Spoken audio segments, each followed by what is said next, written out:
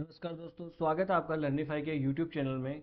यह है अपनी इंडियन पॉलिटी की सीरीज, जिसमें आज हम देखने वाले हैं भारत के सर्वोच्च न्यायालय के बारे में, यानी सुप्रीम कोर्ट ऑफ इंडिया के बारे में। एक लेक्चर में तो नहीं हो पाएगा सुप्रीम कोर्ट, क्योंकि बहुत बड़ा लेक्चर हो जाएगा, 2 ढाई घंटे 3 घंटे का लेक्चर हो जाने वाला है ना। तो 2 लेक्चर हम लेंगे, बड़े बड़े हो जाएंगे, 1 से 1.5 घंटे के बीच का एक लेक्चर हो जाएगा। और उस 2 लेक्चर में हम PYQs भी सुप्रीम कोर्ट से रिलेटेड क्या क्या पूछे गए हैं ऑलरेडी, वो सब हम देख लेंगे, है ना। प्रीलिम्स वैसे देखिए अपनी नज़दीकी है, जितना हो सकेगा मैं आपका करवाने की कोशिश करूँगा, बट क्या करूँ कि ऑफलाइन अभी बहुत ज़्यादा थोड़ा सा लोड है, तो मेरे पास बिल्कुल भी टाइम नहीं है, इसलिए मैं ये लेक्चर्स नहीं बना पा रहा हूँ। इसके लिए बहुत बहुत मैं माफ़ी चाहता हूँ, सॉरी इसके लिए। ठीक है, आप लोगों को बुरा लग रहा होगा कि सर बीच में ही साथ छोड़ दे रहे, ऐसा ऐसा कुछ नहीं है।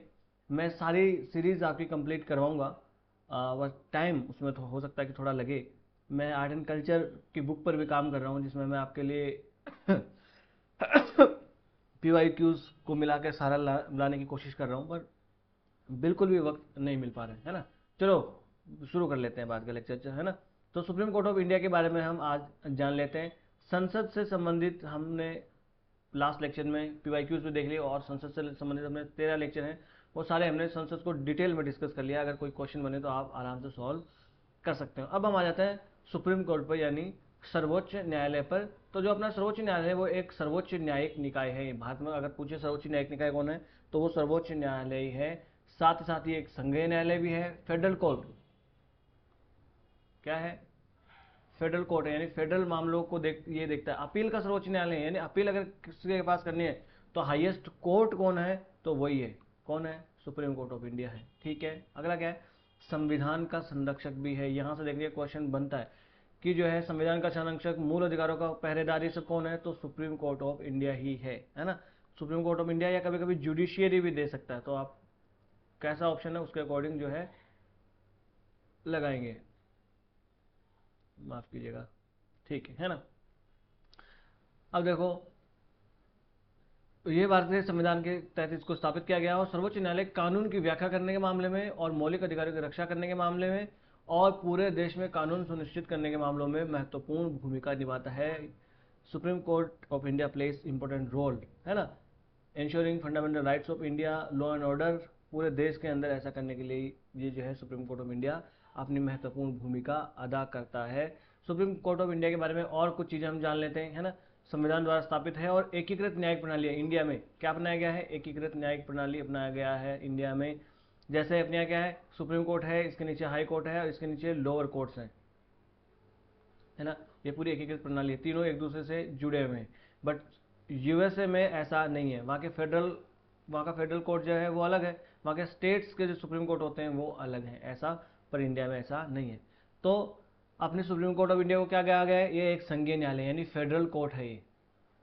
इंग्लिश में जानते चलिए। अगला, अपील का सर्वोच्च न्यायालय है कि सर्वोच्च अपील की जा सकती है। यहाँ पर लोअर कोर्ट में जाते हैं, फिर हाई कोर्ट में, फिर अंतिम जो है सुप्रीम कोर्ट में भी जाया जा सकता है। मूल अधिकारों का गारंटर है, यानी आपके पास जो मूल अधिकार हैं वो आपको मिलेंगे ही सही। इसकी गारंटी कौन देता है? तो सुप्रीम कोर्ट देता है। सुप्रीम कोर्ट की गारंटी है कि वो आपको आपके मूल अधिकार दिलवाएगा। अगर उनका हनन होता है तो उनकी रक्षा कौन करेगा? ये करेगा। संविधान की रक्षा भी कौन करेगा? सुप्रीम कोर्ट ऑफ इंडिया करेगा। क्यों?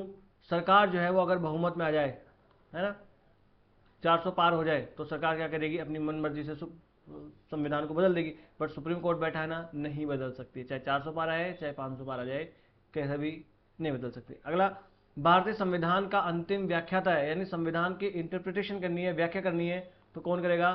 सुप्रीम कोर्ट ऑफ इंडिया ही करेगा। सुप्रीम कोर्ट ऑफ इंडिया ने व्याख्या करके कह दिया कि ये इसका मतलब होता है, तो फिर वही इसका मतलब होता है। ठीक है। अगला, भारतीय न्यायपालिका में जो है अगर हम देखें तो अपना जो सुप्रीम कोर्ट है वो सुप्रीम कोर्ट कहाँ से प्रेरित है? तो भारत सरकार अधिनियम 1935 से ये प्रेरित है। इस अधिनियम के अंतर्गत 3 स्तर वाली जो है संरचना और एकीकृत न्यायिक प्रणाली को अपनाने की बात की गई थी। जैसे एकीकृत न्यायिक प्रणाली, सबसे निचले स्तर पर निचली अदालतें आ जाती है, ऊपर हाई कोर्ट आ जाता है, और उसके बाद में सुप्रीम कोर्ट जो है वो आ जाता है। तो ये पूरी न्यायिक प्रणाली और एकीकृत न्यायिक प्रणाली अपने यहाँ इंडिया में अपनाई गई है। ठीक है। पूरे देश में जो सुप्रीम कोर्ट है या हाई कोर्ट्स हैं वो राज्य के कानूनों को तो लागू करते ही हैं, साथ साथ केंद्रीय कानूनों को भी लागू करते हैं, जबकि USA में ऐसा नहीं है। वहाँ का जो फेडरल कोर्ट है वो सिर्फ और फेडरल मामलों को ही देखता है, स्टेट्स के मामलों को नहीं देखता। और वहाँ के स्टेट्स के जो सुप्रीम कोर्ट है वो सिर्फ स्टेट के मामलों को देखेंगे, फेडरल मामलों को नहीं देखेंगे। बट इंडिया में ऐसा नहीं है। अगर मान लीजिए कि दिल्ली हाई कोर्ट है तो ये सेंटर से रिलेटेड कोई कानून हुआ उसको भी ये देख लेगा, उस और सेंटर से रिलेटेड कोई मामला है उसको भी ये देख लेगा। राजस्थान हाई कोर्ट है मान लीजिए तो ये भी देख लेगा। तो ऐसा है, बट यूएसए में ऐसा नहीं है ना। तो वो जब कंपेयर करने वाला आता है ना कि भारत का दूसरे देशों के संविधान से कंपेरिजन करने वाले अपना टॉपिक है जीएस में, तो वो यहाँ से हम कंपेयर करते थोड़ा थोड़ा चल रहे हैं। और कुछ संवैधानिक प्रावधान देख लेते तो 124 अनुच्छेद से लेकर 147 अनुच्छेद तक सुप्रीम कोर्ट ऑफ इंडिया के बारे में भारतीय संविधान में बताया गया है। ठीक है, क्या क्या बताया गया है? सर्वोच्च न्यायालय का संगठन क्या होगा, स्वतंत्रता क्या होगी, अधिकार क्षेत्र क्या होगा, शक्तियां क्या होगी और प्रक्रियाएं क्या होने वाली है सुप्रीम कोर्ट के अंदर। ठीक है, ये सारी की सारी हमें 147 से लेके कहाँ तक पता लग जाती है? 147 से लेके हमको ये सॉरी 124 से लेकर 147 अनुच्छेद तक ये हमें पता लग जाती है। ठीक है, और इन प्रावधानों को विनियमित कर सकती है, कौन कर सकती है? तो संसद इनको विनियमित कर सकते हैं। ऐसा सिंपल सा स्टेटमेंट बन जाएगा कि संसद इससे रिलेटेड संविधान है, सर्वोच्च न्यायालय से संबंधित जो प्रावधान है उनको कौन परिवर्तित कर सकती है, विनियमित कर सकती है? तो संसद। वहां पर दे देगा राष्ट्रपति। अब एग्जाम प्रेशर में आप राष्ट्रपति लगा के आ जाने वाले हैं, तो ऐसा गलत हो जाएगा। ठीक है, फिर देखें कि न्यायाधीशों की क्या संरचना अपने यहाँ है। तो ओरिजिनली कितने न्यायाधीश हुआ करते थे? तो 8 मुख्य मतलब न्यायाधीश हुआ करते थे, 1 + 7 यानी 1 मुख्य न्यायाधीश और बाकी 7 उसके अन्य न्यायाधीश हुआ करते थे। स्टार्टिंग में अपने यहाँ सर्वोच्च न्यायालय में ऐसा होता था। बट अब जाके जो है ऐसा सिस्टम नहीं है। अब कितने हो गए? लगभग 34 न्यायाधीश जो है अब हमारे यहाँ हो गए। भारतीय संविधान को सर्वोच्च न्यायालय के न्यायाधीशों की संख्या बढ़ाने या अधिकार गठा हाँ, भारतीय संविधान जो वो संसद को देता है। अच्छा, सर्वोच्च न्यायालय के न्यायाधीशों की संख्या बढ़ाता और घटाता कौन है? तो संसद बढ़ाती है और घटाती है, ना कि राष्ट्रपति या सरकार। संसद घटाती या बढ़ाती है ना। और इसके अकॉर्डिंग बहुत सारे अधिनियम टाइम टाइम पर जो है वो पास करती रही है संसद। और उसी के तहत अगर आप देखिए 7+1 से आज 33+1 हो गया। तो ये क्या एक बार में थोड़ा हो गया? अलग अलग टाइम पे अलग अलग जो है यहाँ पर अपने यहाँ वो लाते रहे हैं। ऐसे संविधान अपने संसद जो है वैसे संशोधन लाती रही है और इनकी संख्या में परिवर्तन करती रही है। अब सर्वोच्च न्यायालय के न्यायाधीशों की नियुक्ति किस प्रकार से होती है? तो संविधान के अनुसार तो न्यायालय की ये न्यायाधीश इनकी नियुक्ति राष्ट्रपति के द्वारा की जाती है। किसके द्वारा की जाती है? राष्ट्रपति के द्वारा की जाती है, इतना यहाँ पर लिखा हुआ है। ठीक है, जैसे कि अगर आ जाए कि मुख्य न्यायाधीश चीफ जस्टिस ऑफ इंडिया है ना, अभी कौन है? खन्ना साहब है ना कोई, है ना। तो इनकी चीफ जस्टिस ऑफ इंडिया की नियुक्ति कैसे होगी, इससे संबंध में क्या प्रावधान है? तो अनुच्छेद 124(1) के अनुसार मुख्य न्यायाधीश और अन्य न्यायाधीश जो है वो होंगे इसमें, और इनकी नियुक्ति जो है वो कोई स्पष्ट प्रक्रिया नहीं बताएगी। ये है कि बस राष्ट्रपति के द्वारा इनकी नियुक्ति की जाएगी, सिर्फ इतना बताया गया है कि इनकी नियुक्ति जो है वो राष्ट्रपति के द्वारा की जाएगी। अब राष्ट्रपति किसको नियुक्त करेंगे, किसको नहीं नियुक्त करेंगे, इसके बारे में डिटेल से जो है वो बातें नहीं की गई है अपने संविधान में। तो याद रखना, ऐसे पूछे कि डिटेल से बातें की गई है, तो ऐसे डिटेल से कोई बातें अपने यहाँ नहीं की गई हैं। ठीक है, राष्ट्रपति सर्वोच्च न्यायालय और राज्यों के उच्च न्यायालयों को जो भी न्यायाधीश हैं उनसे परामर्श करता है, और परामर्श के बाद में जो है वो राष्ट्रपति जो है उनकी नियुक्ति कर देता है। इसलिए जो संवैधानिक प्रावधान है वो अस्पष्ट है, यहाँ पर स्पष्ट नहीं है कि कौन जो है किसकी नियुक्ति यहाँ पर होने वाली है। इस बारे में जो है वो स्पष्ट नहीं किया गया कि किसको नियुक्त किया जाएगा, है ना। इसलिए क्या होता है कि परंपरा को फॉलो किया जाता है, परंपरा प्रतिष्ठा। तो क्या परंपरा अपने यहाँ है? अपने यहाँ सीजीआई को नियुक्त करने के मामले में ये परंपरा ये है कि अभी मान लीजिए कि जो भी सीजीआई है वो सीजीआई जैसे अब पता लग गया कि ये रिटायर होने वाले हैं, तो वो रिटायर होने से पहले अपने उत्तराधिकारी की सिफारिश कर देता है कि मेरे उत्तराधिकारी जो है वो ये होने वाले हैं। और ये कैसे निर्धारित किया जाता है? वरिष्ठता के आधार पर, सीनियरिटी के आधार पर। वरिष्ठता मतलब यहाँ पर उम्र से नहीं देखते हैं, उम्र से नहीं, कितने सालों से वो सुप्रीम कोर्ट में जज है या कितने सालों से वो जज है, ये वरिष्ठता देखते हैं, उम्र से वरिष्ठता नहीं देखते हैं, याद रखना है यहाँ पर, है ना। तो आयु के बजाय सेवा वर्षों यानी कार्यकाल के आधार पर जो है वो यहाँ पर देखी जाती है वरिष्ठता, ना कि उम्र के आधार पर। ठीक है, अगर मान लीजिए कि ऐसा हो जाए कि दोनों की उम्र बराबर ही आए, तो फिर ये देखा जाएगा कि उच्च न्यायालय का उसका अनुभव कितना है, हाईकोर्ट में कितना अनुभव है, बार एसोसिएशन में एनरोल कब हुआ था, और पहले शपथ कौन से न्यायाधीश ने ली थी। देखिए मान लीजिए कि एक ही डे पे किया, कि मान लीजिए 1 जनवरी 1995 को किसने ज्वाइन किया मान लीजिए, और 2 जज हैं, दोनों जजों ने एक ही दिन शपथ ली थी, तो फिर क्या होगा, तो ये देखेंगे कि पहले शपथ किसने ली थी। मान लीजिए कि ए न्यायाधीश ने पहले शपथ ले ली और बी न्यायाधीश ने 1 तारीख को बाद में शपथ ली, तो पहले इसको, ये ज़्यादा सीनियर हो गए तो इनको ले लेते हैं, ऐसा विचार किया जाता है। जैसे न्यायमूर्ति दीपक मिश्रा और जे चेलमेश्वर के मामले में ऐसा देखा गया था, बाद में दीपक मिश्रा जो है इनको सीजीआई नियुक्त कर दिया जाता है, ठीक है। फिर क्या है, संवैधानिक प्रावधान है नहीं इसके लिए, मेमोरेंडम ऑफ प्रोसीजर एमओपी अपनाया गया है सीजीआई के इसके लिए, कि एक एमओपी होगा, उस एमओपी के अकॉर्डिंग जो है सुप्रीम कोर्ट के जज जो है उनकी नियुक्ति यहाँ पर की जाएगी। इस एमओपी के अकॉर्डिंग क्या है, ये परंपरा, ये इसके अकॉर्डिंग ये है कि जो भी वरिष्ठतम न्यायाधीश है उसको ही मुख्य न्यायाधीश के रूप में नियुक्त किया जाएगा, उसकी नियुक्ति होनी चाहिए, ये इस एमओपी के अकॉर्डिंग ऐसा डिसाइड किया गया। अगला, जो भी केंद्रीय कानून है, न्याय और कंपनी मामलों के मंत्री जो हैं, यानी हम कहें कि कानून मंत्री हम अपना कह सकते हैं, जो कानून मंत्री होते हैं वो भारत के निवर्तमान मुख्य न्यायाधीश से अगले उत्तराधिकारी की नियुक्ति के लिए पहले ही सिफारिश करवा लेते हैं, है ना, कि अगला मुख्य न्यायाधीश कौन होगा, आप सिफारिश कर दो हमें, ताकि हम जो है टाइम पे उनकी नियुक्ति कर पाए, है ना। और अगर कोई पदभार के संबंध में कोई संदेह है तो फिर कॉलेजियम जो है उससे परामर्श जो है वो किया जाता है। सर ये कॉलेजियम क्या है, अभी आगे आने वाले लेक्चर में इसी में देखेंगे कि कॉलेजियम जो है वो क्या है। अब मैं आपको यहाँ पर कुछ चीज़ें जैसे बताऊँ, जैसे यहाँ पर आ जाए, अभी कौन है अपनी CGI chief justice of India है संजीव खन्ना, कौन है, संजीव खन्ना साहब जो है अपने चीफ जस्टिस ऑफ इंडिया। अब ये अभी सीनियर मोस्ट है। अब इनके बाद में सीनियर मोस्ट कौन है, जस्टिस सूर्यकांत जो है, ये आपको दिख रहे होंगे जस्टिस सूर्यकांत, ये इनके बाद में जो है वो सीनियर मोस्ट है, यानी वरिष्ठतम न्यायाधीश। तो होगा क्या, अब खन्ना साहब के बाद में किसको बनना चाहिए chief justice of India, Suryakant साहब को। तो सूर्यकांत साहब जो है वो बनेंगे अपने चीफ जस्टिस ऑफ इंडिया अगले, ये पहले डिसाइड हो जाता है क्योंकि ये वरिष्ठतम है और वरिष्ठता के आधार पर सीजीआई को नियुक्त किया जाता है, ठीक है।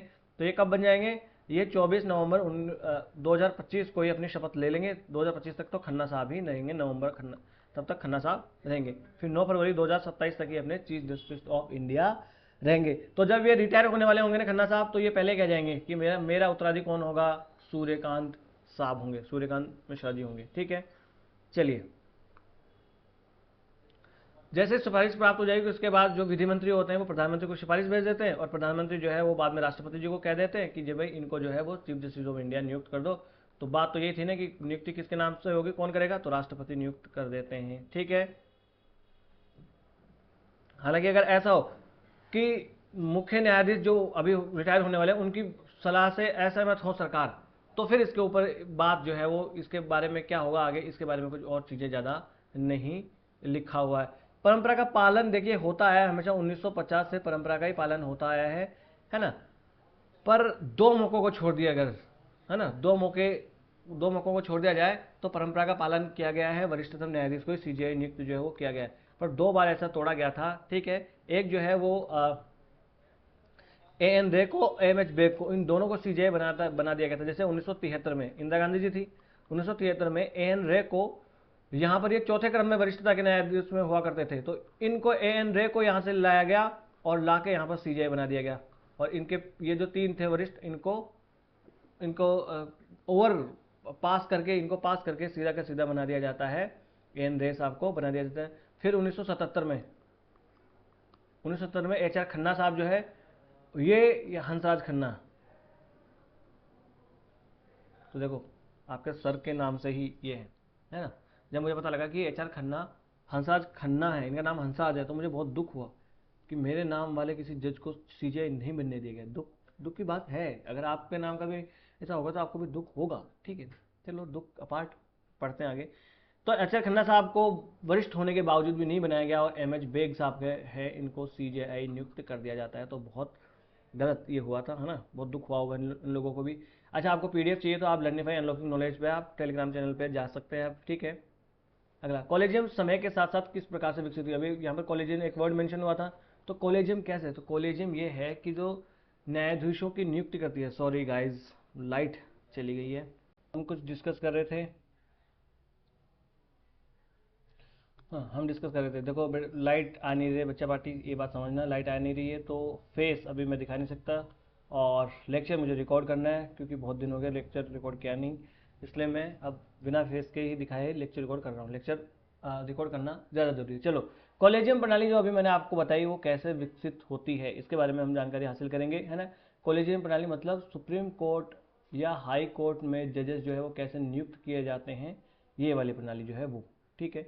तो कैसे नियुक्त किए जाते हैं, तो प्रथम न्यायाधीश मामला आया था 1982 में, फर्स्ट जजेस केस, इसको एसपी गुप्ता बनाम भारत संघ मामला भी कहा जाता है, जिसमें 7 न्यायाधीशों की पीठ थी।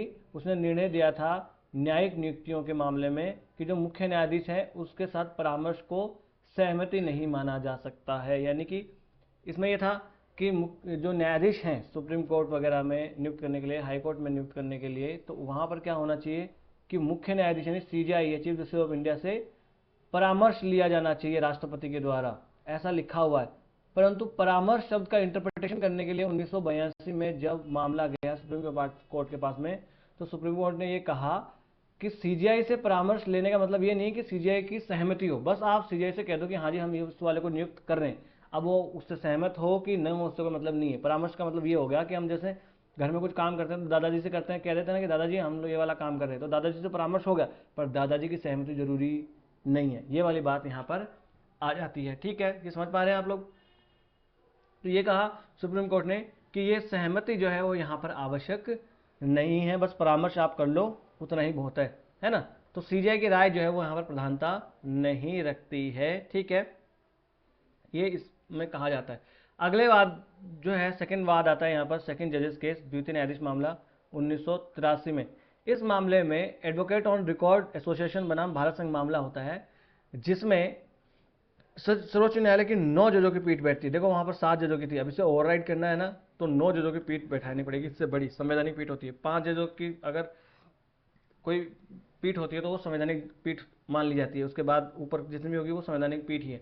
तो 9 जजों की पीठ ने अब यहाँ पर कहा, और जो प्रथम न्यायाधीश मामले में कहा गया था कि सीजीआई जो है, सीजीआई की परामर्श जो है वो आवश्यक नहीं है, वो सहमति नहीं है, वो सिर्फ परामर्श है। तो यहाँ पर अब सुप्रीम कोर्ट ने कहा कि नहीं, यहाँ पर परामर्श का मतलब सहमति है।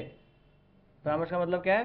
सहमति। और वहां पर फर्स्ट जजेस केसेस में क्या गया था कि सिर्फ परामर्श है, सहमति से मतलब नहीं है। तो देखो सुप्रीम कोर्ट अपना खुद अपने मामलों का खुद भी रिव्यू कर सकता है, समीक्षा कर सकता है, ये आपको पता होना चाहिए, ठीक है। तो अब सुप्रीम कोर्ट ने ये कहा कि सीजेआई जो है, अब पर हम ये मानते हैं कि सीजेआई की अकेले का परामर्श या अकेले की सहमति जरूरी नहीं है, सीजेआई प्लस 2 वरिष्ठतम न्यायाधीश जो होते हैं ना, उनकी यहाँ पर सहमति होना चाहिए, उनकी सहमति होगी उसे हम मान लेंगे, और वो जो सहमति कर देंगे उस सहमति के आधार पर ही फिर जजों की नियुक्ति कर दी जाएगी, ठीक है। चलिए अब देखो यहाँ पर द्वितीय जो न्यायाधीश मामला है सेकंड जज के, इसमें एक और मामला ये किया गया था कि यहाँ पर सर्वोच्च न्यायालय ने ये वाली स्वायत्तता को रद्द कर दिया सरकार की कि वो किसी और न्यायाधीश को, वरिष्ठता को क्रम को तोड़कर किसी और को न्यायाधीश सीजीआई नियुक्त करना चाहें। अब जैसे एमएच बैग और एच खन्ना के मामले में वहां पर हमने देखा था, तो वैसा आप सरकार नहीं कर सकती। 1993 में सुप्रीम कोर्ट ने कह दिया अब जो वरिष्ठतम है उससे ही सीजीआई नियुक्त करना पड़ेगा, चाहे आपका फेवरेट हो चाहे आपका फेवरेट नहीं हो, ठीक है। तो कट्टू आगे आ जाते हैं 1998 में थर्ड जजेस केस या तृतीय न्यायाधीश मामला, है ना। तो यहाँ पर प्रेसिडेंशियल रेफरेंस लिया गया था। फिर यहाँ पर 9 न्यायाधीशों की जो है वो एक पीठ बैठती है, और इस पीठ ने जो है फिर यहाँ पर उस सेकंड जज वाले केस की यहाँ पर पुनः पुष्टि वो करता है, और ये कहता है कि यहाँ पर जो है हमने कहा था कि सहमति, तो सहमति जी बिल्कुल जरूरी है, पर हमने सेकंड न्यायाधीश केस जो था उसमें क्या कहा था, सीजीआई प्लस 2 न्यायाधीश, पर हम यहाँ कह रहे हैं कि सीजीआई प्लस 4 वरिष्ठतम न्यायाधीश जिसे कहेंगे वो।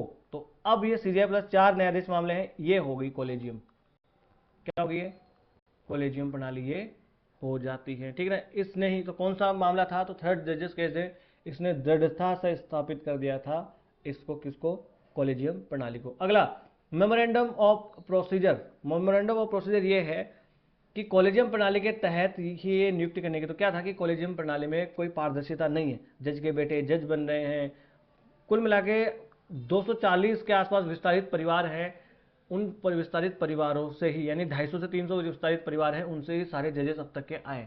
ऐसा तो इसमें फेवरेटिज्म बहुत चलता है, भाई भतीजावाद बहुत चलता है। तो इसमें कोई नवाचार आप कहेंगे पारदर्शिता नहीं है, तो इसको पारदर्शिता वगैरह लाने के लिए और इसको में थोड़ा सुधार करने के लिए एमओपी लाया गया था, मेमोरेंडम ऑफ प्रोसीजर, है ना, जिसे द्वितीय और तृतीय न्यायाधीश मामलों में लाया गया था। इसमें क्या किया गया था कि न्यायाधीशों की नियुक्ति प्रक्रिया जो है उसमें थोड़ा सा खुलापन थोड़ा सा यहाँ पर लाया जा सके, ठीक है।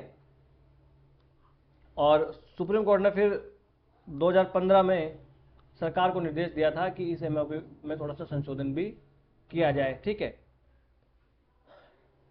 मतलब कैसे नियुक्त किया जाएगा, तो इससे एमओपी में ऐसा ही लिखा होता है कि भाई जो जज है वो उसका चरित्र पवित्र होना चाहिए और पहले उसने कुछ ऐसा काम नहीं किया होना चाहिए, स्पष्ट कारण उसमें बताए जाने चाहिए, किसी को नहीं किया जा रहा, तो ये सब उसमें चीज़ें लिखी हुई। अगला NJAC, national judicial appointment commission, यानी राष्ट्रीय न्यायिक नियुक्ति आयोग। सरकार जो है ये बिल लेकर आती है कि क्यों जजेस ही जजेस की नियुक्ति करेंगे। बाकी सब देशों में देखें तो कार्यपालिका जो है वो जजेस की नियुक्ति करती है, तो क्यों जजेस ही जजेस की नियुक्ति करेंगे, हम जो है वो कार्यपालिका क्यों नहीं जजेस की नियुक्ति कर सकती है। इस मामले के लिए ये लाया जाता है नेशनल जुडिशियल अपॉइंटमेंट कमीशन सरकार के द्वारा। हालांकि पहले यूपीए सरकार के द्वारा 2013 में लाया जाता है, पर वो सरकार गिर जाती है, तो फिर जो है यहाँ पर दोबारा लाया जाता है। हालांकि जो भारतीय संविधान की कार्यप्रणाली की समीक्षा के लिए राष्ट्रीय आयोग गठित किया गया था 2002 में, उसने ये अनुशंसा की थी, ठीक है, पर ये उस वक्त नहीं लाया गया, 2013 में लाया गया, पर लोकसभा भंग हो गई तो विधेयक जो है वो गिर गया। उसके बाद 2014 में वापस लाया गया और 2014 में लाकर ये विधेयक को पास भी करवा लिया जाता है। पर आपको पता है कि न्यायिक समीक्षा की जो है वो शक्ति किसके पास है, सुप्रीम कोर्ट के पास न्यायिक समीक्षा की शक्ति है। तो सुप्रीम कोर्ट के पास ये मामला गया तो सुप्रीम कोर्ट ने देखा कि ये जो 99वें संविधान संशोधन 2014 के माध्यम से जो एनजेएसी लाया गया था, ये एनजेएसी संविधान की भावनाओं के विरुद्ध है। ये एनजेएसी जो है वो सुप्रीम कोर्ट या न्यायपालिका जो है उसकी स्वतंत्रता को बाधित करेगा, ऐसा कह के सुप्रीम कोर्ट ने इसे नल एंड वॉइड करार दे दिया था। क्या था ये एनजेएसी, इसमें कौन कौन हुआ करते थे, तो देखो इसमें एक तो भारत इस एनजेएसी के अध्यक्ष के रूप में सीजीआई हुआ करते थे, कौन, सीजीआई, प्लस साथ ही साथ सर्वोच्च न्यायालय के 2 वरिष्ठतम न्यायाधीश में इसमें हुआ करते थे, है ना, जैसे कॉलेज में 4 थे तो इसमें 2, ठीक है। साथ ही साथ जो विधि मंत्री है वो इसमें होते थे, है ना, और 2 ऐसे प्रतिष्ठित व्यक्ति भी इसमें शामिल होने थे, जिन प्रतिष्ठित व्यक्ति को सीजीआई प्लस यहाँ पर लोकसभा का विपक्ष का नेता और प्लस प्रधानमंत्री, ये तीनों यहाँ पर सेलेक्ट करेंगे, वो 2 लोग जो है ये होंगे। तो इतने सारे लोग होंगे तो इसमें क्या होगा, देखो कार्यपालिका भी तो की भी भूमिका होगी कि मंत्री जी यहाँ पर हो गए, ठीक है, और न्यायपालिका की भी भूमिका होगी। तो इसके लिए लाया गया था कि सिर्फ न्यायपालिका ही क्यों न्यायाधीशों की नियुक्ति करे, पर सुप्रीम कोर्ट ने कहा कि नहीं जी भाई, यह मामला हमें सही नहीं लग रहा है, ऐसा अगर हुआ, अगर सरकार आई तो ये 2 बंदे होंगे ना, ये भी सरकार के फेवरेट होंगे और ये तो सरकार के हैं ही, तो 3 लोग जो है वो सरकार के फेवर में हो जाएंगे, तो हम ऐसा नहीं करने वाले हैं।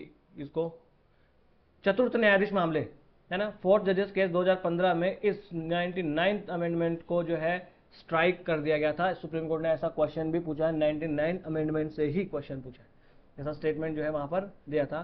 तो 5 जजों की यहाँ पर एक बेंच बैठती है, तो 4-1 के निर्णय से जो है इसको असंवैधानिक करार दे दिया जाता है। चलो ये इनकी नियुक्ति के संबंध में हो गया। अब सुप्रीम कोर्ट के न्यायाधीशों की नियुक्ति के लिए उनकी योग्यताएं क्या क्या होनी चाहिए, क्वालिफिकेशन क्या है,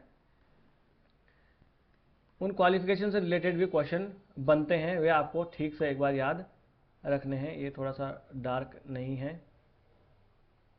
थोड़ा डार्क पेन ले लेते हैं, चलो ये ले लेते हैं, ठीक है। चलिए, तो क्या सुप्रीम कोर्ट की और हाई कोर्ट की दोनों की योग्यताएं अलग अलग होती है, याद रखना। तो सुप्रीम कोर्ट की देखते हैं, बच्चे गलती कहाँ करते हैं वो भी बताता हूँ। चलो, भारत का नागरिक उसे होना चाहिए, सिटीजन होना चाहिए, यानी भारत का विदेशी कोई आदमी अगर हो तो वो सीजीआई नहीं बन सकता। अगला, वो कम से कम 5 वर्ष तक उसे होना चाहिए जज। कहां पर होना चाहिए, तो साहब हाई कोर्ट में होना चाहिए, या तो एक हाई कोर्ट में हो या बहुत सारे हाई कोर्ट में मिला के 5 वर्ष तक कम से कम वो जज होना चाहिए, ठीक है। अगला, या तो उसे भैया 10 वर्ष तक होना चाहिए एडवोकेट।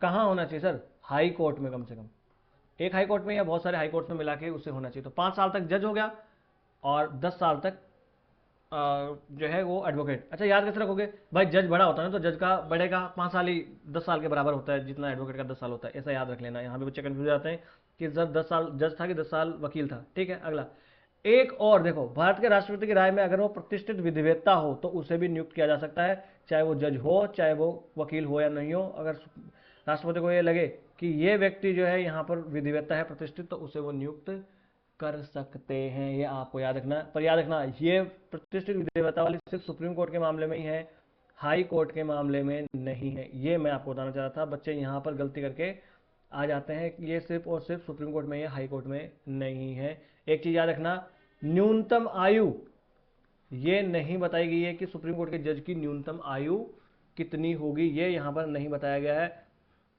है ना भाई। अब जब ये 10 साल होना चाहिए और 5 साल ये होना चाहिए, तो अब इसमें आ जाएगा ना फिर वो तो स्पेशली न्यूनतम आयु नहीं है। यूपीएससी अगर आपको ये कह दे कि भारतीय संविधान के अनुसार सुप्रीम कोर्ट के न्यायाधीशों की न्यूनतम आयु 35 वर्ष होनी चाहिए, आपको लगेगा हाँ यार सही तो लग रहा है 35 वर्ष, तो ऐसा कुछ भी नहीं है। ऐसी कोई न्यूनतम आयु जो है वो संविधान नहीं बताता। अच्छा, सर्वोच्च न्यायालय के न्यायाधीशों को शपथ कौन दिलवाता है? तो याद रखना सीजीआई, ये देखो कौन है, सीजीआई डी वाई चंद्रचूड़ है। इनको शपथ कौन दिला रहे हैं? राष्ट्रपति जी दिला रहे हैं। कौन दिला रहे हैं? राष्ट्रपति जी। अगला, ये एक सुप्रीम कोर्ट के जज ही है, इनको शपथ कौन दिला रहे हैं? सीजीआई। अब समझेगा आप इससे कि सीजीआई को शपथ कौन दिलाएंगे? राष्ट्रपति। और बाकी जजेस को कौन शपथ दिलाएंगे? सीजीआई। समझ आएगी आपको बात? ठीक है, यही बात यहां पर कहना चाह रहे हैं। अब वो क्या शपथ लेते हैं उससे आपको कोई मतलब नहीं है। ठीक है, वेतन भत्ते अगर हम देखें यहां पर तो संसद के द्वारा निर्धारित किए जाते हैं और ये संचित निधि पर भारित होते हैं, और इनके वेतन भत्तों में कोई कमी नहीं की जा सकती है एक्सेप्ट आपातकाल को छोड़कर। कौन सा आपातकाल? वो भी फाइनेंशियल इमरजेंसी, वित्तीय आपातकाल 360 अनुच्छेद। उसके अलावा एक बार इनकी नियुक्ति कर दी और जो सैलरी है उसमें कमी नहीं की जा सकती, हालांकि बढ़ाया जा सकता है। ठीक है, अगला, सर्वोच्च न्यायालय के न्यायाधीशों का कार्यकाल कितना होता है, कितने सालों तक वो काम करेंगे? तो कार्यकाल इनका कोई तय नहीं है कि 5 वर्ष 65 साल, ऐसा कोई तय नहीं है कि 5 वर्ष होगा 7 वर्ष होगा, ऐसा कुछ भी नहीं है। बस एक ये बताया गया है कि 65 वर्ष, यानी हाई सुप्रीम कोर्ट का 65 वर्ष और हाई कोर्ट का 62 वर्ष। इससे ज्यादा जो है उम्र का आदमी जो है वो जज नहीं बन सकता, इतना है। बट कितने साल काम करेगा इतना नहीं लिखा है, जितना भी, जब तक वो 65 साल का नहीं हो जाता तब तक वो काम करता रहेगा। ठीक है, अगर उनके आयु से संबंधित कोई भी प्रश्न आ गया उठ गया तो उसका निर्धारण कौन करेगी? संसद जो है कोई एक बॉडी बनाएगी, वो निर्धारित करेगी। ठीक है, अगला, ये इस्तीफा किसे देंगे? अगर इनको रेजिग्नेशन देना तो ये राष्ट्रपति को देंगे। अच्छा सर कौन देगा राष्ट्रपति? सीजीआई तो राष्ट्रपति को देंगे क्योंकि राष्ट्रपति ने शपथ दिलाई, और बाकी के किसको देंगे? बाकी के भी राष्ट्रपति को देंगे। यहाँ तक कि हाई कोर्ट के जजेस भी किसको इस्तीफा देंगे? राष्ट्रपति को। कहीं राज्यपाल समझ लो तो राज्यपाल को नहीं देते, राष्ट्रपति को ही इस्तीफा देते हैं। ये आपको थोड़ा सा याद यहाँ पर रख लेना है। ठीक है, अब सर इस्तीफा हो गया, सब हो गया, अब कभी हटाने की जरूरत पड़ेगी तो हाँ, इनको हटाया कैसे जाएगा?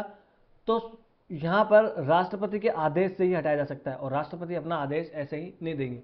और इनको हटाने के सिर्फ 2 आधार हैं, यानी कि अपने संविधान में इनको हटाने के तो 2 ही आधार है, एक तो अक्षमता और एक है सिद्ध कदाचार, है ना?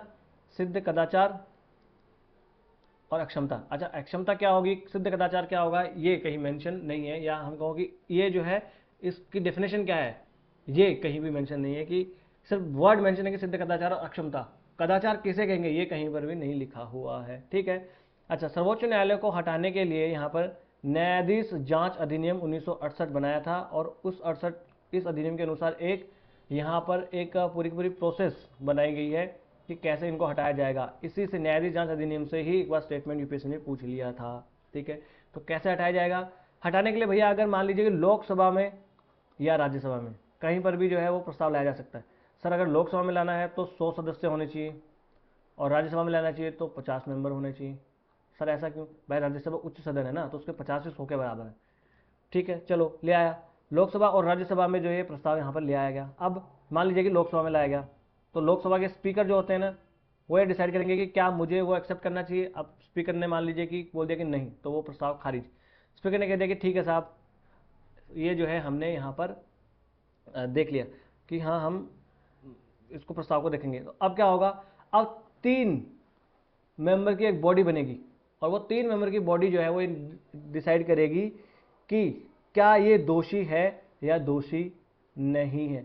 कौन कौन होंगे इन 3 मेंबर में? एक होगा भारत का सीजीआई, है ना, अगर मान लो सीजीआई पे मामला आ गया तो कोई वरिष्ठ न्यायाधीश उसमें होने वाला है ना, या तो सीजीआई या तो कोई वरिष्ठ न्यायाधीश वो होगा। अगला उच्च न्यायालय का चीफ जस्टिस, किसी हाई कोर्ट का चीफ जस्टिस उसमें होगा, ठीक है। अगला एक प्रतिष्ठित विधिवेत्ता, ये 3 लोग उसमें होंगे और ये तीनों लोग ये डिसाइड करेंगे कि क्या ये आरोपी है, क्या इस पर आरोप सिद्ध होते हैं। अब अगर इस समिति ने ये कह दिया कि हाँ जी ये आरोपी है, तो क्या होगा, संसद के दोनों सदन फिर इसके ऊपर विचार करेंगे। समझ आ रही है बात? अब देखो, जिस सदन ने एक्सेप्ट किया ना वही सदन ये गठित करता है ये समिति। पहला सदन जो है, राष्ट्रपति को हटाने के मामले में कौन सा था? दूसरा सदन। पहला सदन पास करके भेज देता है, फिर दूसरा सदन आरोपों की जांच करता है। यहाँ पर पहला सदन ही आरोपों की जांच करता है। और अगर ये यहाँ से इस कमेटी ने बोल दिया कि आरोपी हैं, अब सदन जो है यहाँ पर क्या करेगा, प्रस्ताव पास करेगा। कहाँ से? 2/3 बहुमत से, विशेष बहुमत से। विशेष बहुमत क्या होता है? पूरी जो भी सदन है उसकी सदस्यता का 50% प्लस उपस्थित और मतदान देने वालों का 2/3। ये दोनों में क्या अंतर है ये मैं ऑलरेडी पिछली क्लासेस में जहां मैंने विशेष बहुमत और ये बताया संसद वाले में अच्छे से बता दिया, वहां आप देख लेना, ठीक है। अब दोनों सदन अगर 2/3 बहुमत से पास कर दे और राष्ट्रपति को मामला भेज दे और राष्ट्रपति इसके ऊपर जो है वो हस्ताक्षर कर दे, मोहर लगा दें, तो समझो कि उसी दिन से, उसी टाइम से, उसी वक्त से उस जज को हटना पड़ेगा, ठीक है। याद रखने वाली बात यह है कि अब तक सर्वोच्च न्यायालय के किसी भी न्यायाधीश पर महाभियोग नहीं लगाया गया है। हालांकि एक बार लगाने की कोशिश हुई थी, पर बाद में जो है